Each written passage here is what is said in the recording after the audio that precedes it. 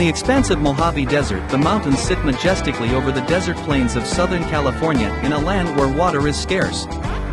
Travelers between Los Angeles and Las Vegas on Interstate 15 were surprised to see the refreshing oasis that is the all-new Lake Dolores Resort and Rock-a-hoola water park.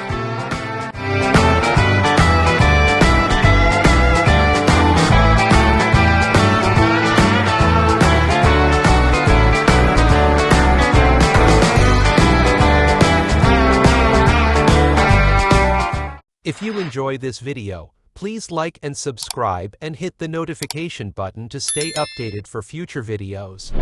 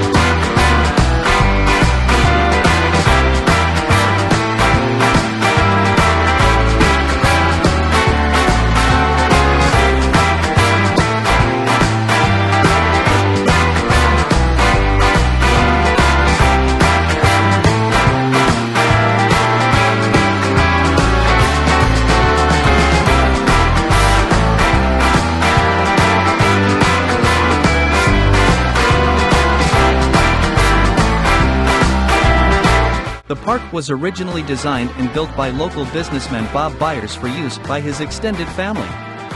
Lake Dolores was named after Byers' wife.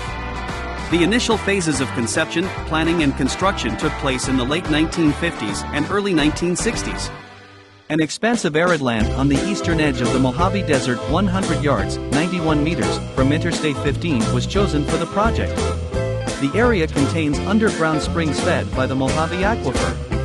Lake Dolores, the body of water, is a 273-acre man-made lake fed by underground springs.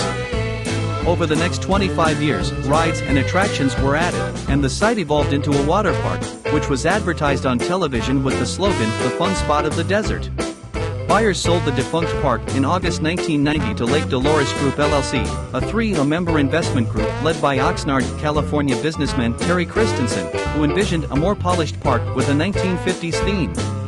In 1995, the original water slides were removed and replaced with more modern fiberglass water slides built by Whitewater West and were painted red, white and blue in reference to the United States flag. One of the slides was the Big Bopper, advertised as the world's largest family raft ride, and promotion was contracted to Beachport Entertainment Corporation, 3, and the park reopened under a new name, Rock-a-hoola, on July 4, 1998. The new park featured the constant playing of 1950s and 1960s rock and roll music throughout the park, along with some compatible graphics. In its Rock-a-hoola incarnation, the park included a river ride on inflated tubes. The park filed for Chapter 11 bankruptcy in February 2000. The court's appointed trustee failed to find a buyer, and in August 2000 the bankruptcy filing was changed to Chapter 7 liquidation.